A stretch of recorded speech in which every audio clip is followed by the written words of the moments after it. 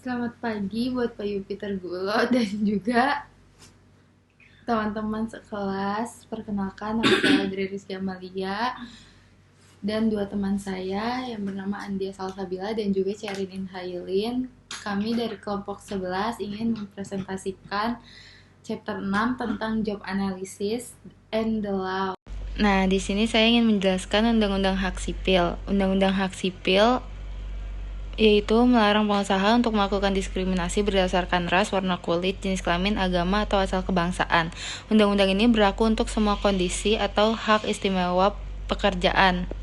Nah, selanjutnya ada Undang-Undang Federal. Undang-Undang Federal ini pada awal 1960 yaitu praktik ketenaga kerjaan umum di Amerika Serikat untuk mencadangkan beberapa pekerjaan untuk orang kulit putih maupun hitam dan beberapa pekerjaan untuk pria dan juga wanita. Selanjutnya ada contoh praktik dari Duke Power, yaitu tentang pekerja diberikan kepada orang kulit hitam, sedangkan pekerjaan manajemen, keterampilan dan seni terampil diberikan kepada orang kulit putih. Undang-Undang Hak Sipil tahun 1964 membuat praktik semacam itu ilegal. Respon Duke Power adalah mengizinkan orang kulit hitam untuk melamar pekerjaan yang tersisa di pabrik. Selanjutnya ada analisis pekerjaan dan hukum. Analisis pekerjaan membentuk dasar bagi sebagian besar sumber daya manusia untuk melakukan praktik ketenaga kerjaan. Nah, praktik tenaga kerjaan ini terkadang menghasilkan tuntutan hukum dan kasus pengadilan, sehingga tidak terlalu mengejutkan bahwa analisis pekerjaan sering dikaitkan dengan pertempuran hukum. Selanjutnya ada konstitusi. Konstitusi ini memajukan gugatan terhadap organisasi di bawah amandemen ke-5 dan ke-14 terhadap konstitusi di negara Amerika.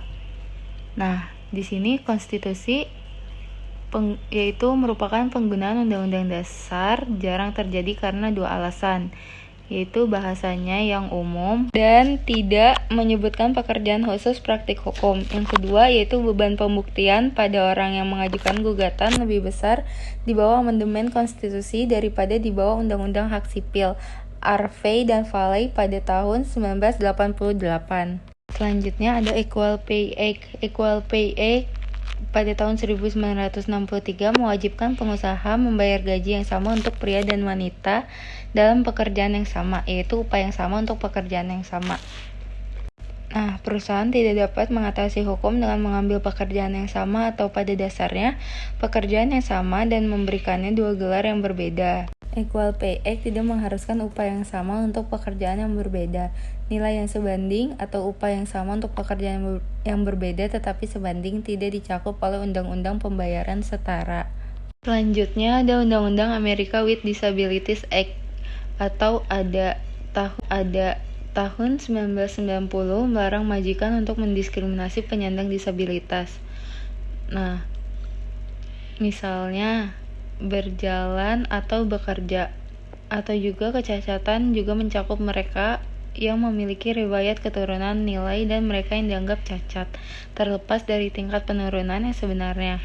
Misalnya mereka yang memiliki bekas luka di wajah. Selanjutnya ada Undang-Undang Rehabilitas tahun 1973 mendahului America with Disabilities Act dan benar-benar berfungsi sebagai dasar untuk ada undang-undang melarang diskriminasi berdasarkan cacat. Dikatakan bahwa tidak ada orang yang dinyatakan berkualifikasi dengan cacat akan semata-mata karena cacatnya dikeluarkan dari partisipasi dalam atau menolak manfaatnya atau dikenai diskriminasi berdasarkan program atau kegiatan apapun yang menerima bantuan federal. Nah, disebut istilah handicap pada dasar berarti sama dengan kecacatan. Undang-undang rehabilitasi hanya berlaku untuk kontraktor federal. Ada America with Disabilities Act berlaku untuk semua perusahaan yang mempekerjakan 15 orang atau lebih. Selanjutnya ada diskriminasi usia dalam Undang-Undang Ketenaga Kerjaan pada tahun 1967 melarang diskriminasi terhadap orang yang berusia 40 tahun ke atas. Undang-undang ini tidak memaksa pengusaha untuk menjadi buta terhadap usia pada umumnya, tetapi menciptakan kelas yang dilindungi khusus untuk mereka yang berusia 40 tahun ke atas. Selanjutnya ada penegakan hukum peluang kesetaraan pekerja. 2 organisasi besar dikhususkan untuk penegakan hukum kesetaraan pekerja atau IIO maupun IIOC yang telah kami sebutkan, dan Kantor Program Kepatuhan Kontrak Federal AS atau OFCCP untuk mengatur perusahaan yang memiliki kontrak dengan pemerintah federal. IIOC mengatur sebagian besar bisnis lainnya. Selanjutnya, ada perintah eksekutif. Perintah eksekutif datang dari otoritas presiden untuk membuat peraturan dan peraturan bagi pemerintah federal dan juga bagi mereka yang melakukan bisnis dengan perintah federal. Seperti yang Anda tahu, banyak orang bekerja untuk pemerintah federal dan bahkan lebih banyak lagi bekerja dengan pemerintah federal sehingga perintah dari presiden dapat berdampak luas. Nah, selanjutnya akan dibacakan oleh teman saya yaitu Andia Salsabila. Assalamualaikum warahmatullahi wabarakatuh. Saya Andia Salsabila dengan NIM 2017-80111 akan membacakan materi berikutnya. Lalu ada Professional Standard. Asosiasi Penelitian Pendidikan Amerika dalam kemitraan dengan American Psychological Association menerbitkan standar terbaru untuk pendidikan dan pengujian psikologis pada tahun 1999 yang menjelaskan praktik apa yang baik dalam pengembangan dan penggunaan tes yang digunakan untuk membuat keputusan tentang orang-orang. Lalu ada selection. Seleksi karyawan adalah proses pemberi kerja untuk memutuskan apakah akan mempekerjakan atau mempromosikan pelamar kerja atau tidak. Dalam membuat keputusan seperti itu, para pengusaha biasanya ingin tahu apakah pelamar akan berhasil jika mereka dipekerjakan. Pengusaha biasanya mengumpulkan informasi yang dirancang untuk menginformasikan keputusan perekrutan. Informasi tersebut dikumpulkan melalui beberapa teknik, termasuk yaitu ada teknik wawancara, teknik tertulis, teknik tes kertas dan pensil, cek referensi, simulasi pekerjaan, dan jenis-jenis tes lainnya. Validasi tes adalah proses pengumpulan data untuk menentukan kegunaan pengujian dalam membuat keputusan perekrutan. Prinsip ini secara langsung relevan dengan ujian validasi untuk pemilihan karyawan. Prinsip tersebut membahas 4 strategi utama untuk validasi tes. Yang pertama, berorientasi kriteria, yang kedua berorientasi konten, yang ketiga berorientasi konstruksi, dan berorientasi validitas. Strategi validasi tes berorientasi konstruksi belum sering digunakan. Ide dasarnya adalah untuk menunjukkan, yang pertama, pekerjaan tersebut mengharuskan orang memiliki beberapa konstruk untuk menjadi sukses. Yang kedua, tes untuk mengukur konstruk. Konstruksi adalah variabel yang tidak dapat diamati secara langsung, seperti kemampuan penalaran, visualisasi spasial, kemampuan bersosialisasi, dan introversi. Prinsip menyatakan bahwa praktik meminta ahli materi pelajaran untuk membuat daftar konstruk yang dianggap penting dalam keberhasilan kinerja pekerjaan tidak memadai untuk mendukung validitas konstruk tanpa jenis bukti lain. Selanjutnya ada bukti yang mendukung validitas tes mencakup paling tidak hal-hal berikut ini. Yang pertama, teori tertulis di balik konstruk. Yang kedua, laporan tertulis yang menunjukkan bahwa tes mengukur konstruk dan konstruk dikaitkan dengan kinerja pada pekerjaan. Yang ketiga, tertulis laporan yang menunjukkan bagaimana hasil pengujian sesuai dengan harapan teoritis. Yang keempat, deskripsi tertulis dari pekerjaan itu sendiri. Materi selanjutnya adalah analisis pekerjaan berdasarkan prinsip. Prinsip merekomendasikan bahwa analisis pekerjaan biasanya menghasilkan deskripsi pekerjaan tertulis. Deskripsi pekerjaan harus membantu pembaca untuk memahami pekerjaan yang dilakukan dan pengaturan pekerjaan, termasuk tugas utama, alat dan peralatan yang digunakan, dan fitur-fitur penting dari pengaturan kerja seperti bahaya. Tujuan kedua dari analisis pekerjaan adalah untuk mengidentifikasi karakteristik pekerja seperti tingkat umum pengetahuan atau keterampilan yang dibutuhkan oleh pekerjaan. Untuk strategi berorientasi konten, prinsip menyatakan bahwa analisis pekerjaan diperlukan untuk memberikan pemahaman yang akurat dan menyeluruh tentang konten pekerjaan. Selanjutnya ada hukum federal. Tidak ada hukum federal yang mengharuskan analisis pekerjaan berdasarkan nama. Namun, beberapa undang-undang memerlukan informasi pekerjaan pada tingkat yang tidak dapat dipatuhi. Sebagai contohnya, ada ADA, mengharuskan pengusaha untuk menentukan bagian pekerjaan apa yang penting dan dalam menentukan apakah akan menawarkan pekerjaan kepada pelamar, untuk fokus hanya pada fungsi-fungsi penting pekerjaan jika pelamar dinonaktifkan. Jelas, untuk mematuhi undang-undang ini, pengusaha harus mengetahui fungsi-fungsi penting dari pekerjaan itu. Lalu ada EEOC dan OFCCP, Uniform Guidelines on Employee Selection Procedures. EEOC terus mengikuti guidelines-nya, yang menyatakan bahwa pemilihan prosedur seleksi harus didasarkan pada pemahaman tentang pekerjaan. Beberapa bentuk analisis pekerjaan harus digunakan untuk mendapatkan pemahaman tentang pekerjaan itu. Metode analisis pekerjaan apapun dapat digunakan jika memberikan informasi yang sesuai dengan studi validasi tentang pekerjaan yang digunakan prosedur pemilihan. Saya Cirin Hailin 2017-843 ingin mempresentasikan chapter 6 yang berjudul Job Analysis and the Law. Selanjutnya, di sini saya akan menjelaskan tentang tabel 6.1.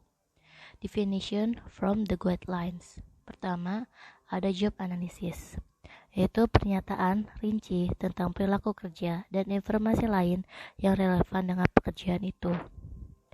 Job analysis merupakan suatu pernyataan tentang gambaran umum dari sebuah pekerjaan. Contohnya, seperti gambaran mengenai tanggung jawab pekerja. Selanjutnya, ada work behavior, yaitu kegiatan yang dilakukan untuk mencapai tujuan pekerja. Work behavior sangatlah penting karena keberhasilan di kehidupan kenyataan ditentukan oleh perilaku manusia, terutama perilaku kerja. Sebagian orang menyebut work behavior sebagai kebiasaan atau habit. Oleh karena itu, diupayakan untuk membentuk perilaku kerja yang konsisten dan positif. Selanjutnya, ketiga, ada observable, yaitu sesuatu yang dapat dilihat, didengar, atau dirasakan oleh orang lain selain orang yang melakukan tindakan. Keempat, ada knowledge, yaitu badan informasi yang diterapkan langsung pada kinerja suatu fungsi. Atau knowledge juga merupakan kemampuan seseorang untuk mengenali, mengetahui, dan memahami. Selanjutnya ada skill, yaitu kompetensi yang dapat diamati untuk melakukan tindakan motor psiko yang dipelajari, atau kemampuan seseorang untuk melakukan sesuatu yang lebih spesifik, fokus, dan dinamis. Selanjutnya, yang terakhir, ability, yaitu kompetensi saat ini untuk melakukan perilaku yang dapat diamati, yang menghasilkan produk yang dapat diamati. Yaitu, ability juga merupakan kapasitas individu untuk mengerjakan berbagai tugas dalam suatu pekerja. Selanjutnya, ada categorization based validity. Validity itu sendiri berarti ukuran keakuratan suatu alat dalam mengukur sesuatu, yaitu pedoman menyatakan bahwa harus ada tinjauan informasi pekerja untuk menentukan ukuran kerja behavior atau kinerja yang relevan dengan pekerja atau kelompok pekerja yang bersangkutan ukuran atau kriteria relevan sejauh mereka mewakili tugas pekerjaan yang kritis atau penting. Contohnya, seperti tes praktik menyupir terbukti valid, yaitu mengukur keahlian seseorang mengendarai kendaraan dapat menguji validitas tes tertulis keahlian menyupir dengan membandingkan skor tiap item di tes tertulis. Selanjutnya ada content validity, yaitu bukti validitas tes atau prosedur seleksi lainnya. Oleh studi, validitas konten harus terdiri dari data yang menunjukkan bahwa konten prosedur seleksi mewakili aspek penting dari kinerja pekerjaan yang harus dievaluasi. Selanjutnya, ada construct validity, yaitu bukti bahwa sifat atau konstruk yang diukur penting untuk keberhasilan dari pekerja. Contohnya seperti mengukur atau tidaknya niat seseorang menggunakan sebuah teknologi. Itu kita bisa dapat mengukur dengan pertanyaan, apakah Anda ingin memakai teknologi ini suatu saat nanti? 5. Sangat setuju. 4. Setuju. 3. Ragu-ragu. Kedua, tidak setuju. Dan pertama, sangat setuju. Rincian spesifik meliputi berikut.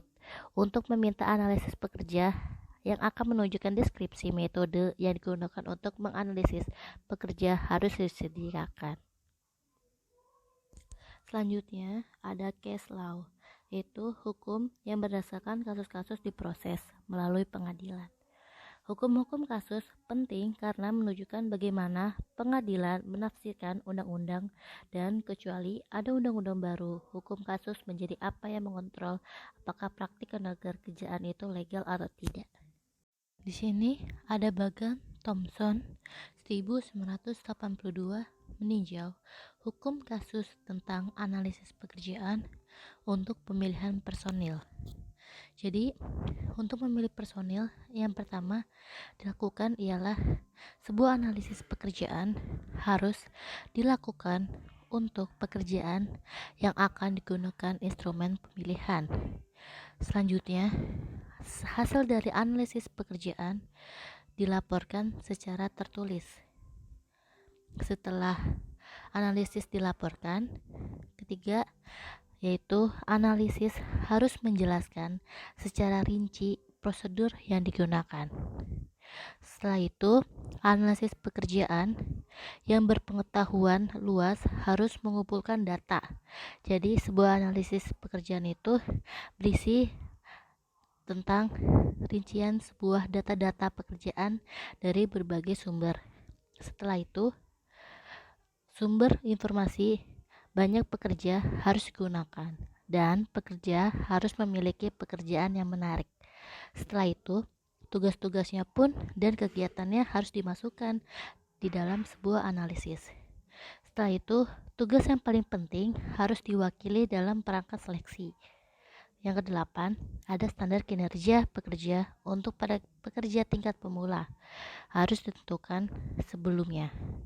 Dan yang terakhir, ada pengetahuan, skill, dan kemampuan harus ditentukan, terutama jika model validasi konten diikuti. Selanjutnya, menurut Harvey dan Valley 1988 memberikan ringkasan kasus pengadilan terkait dengan validitas konten. Yang pertama, ada isi dan tes ini perlu ditimbang agar sesuai dengan ketidakmampunya pada pekerja. Yang kedua, ada catatan tentang bagaimana tes konten yang valid dikembangkan. Yang terakhir, pengadilan tampak lebih tertarik pada kualitas informasi yang diberikan oleh analisis pekerja. Selanjutnya, Brumbeck dikutip dalam Levin, Thomas, dan Sistrunk 1988 mengemukakan bahwa analisis pekerjaan untuk validitas konten harus mencakup: pertama, ada data frekuensi tugasnya. Kedua, ada standarisasi prosedur analisis pekerja untuk memungkinkan orang lain mengulangi analisis. Ketiga, ada cara untuk menentukan pentingnya persyaratan pekerja. Dan yang terakhir, ukuran kemampuan latihan atau kesulitan persyaratan pekerjaan. Selanjutnya ada summary for selection. Jika Anda ingin menolak pelamar, pastikan Anda menolaknya berdasarkan prediksi kinerja pekerjaan.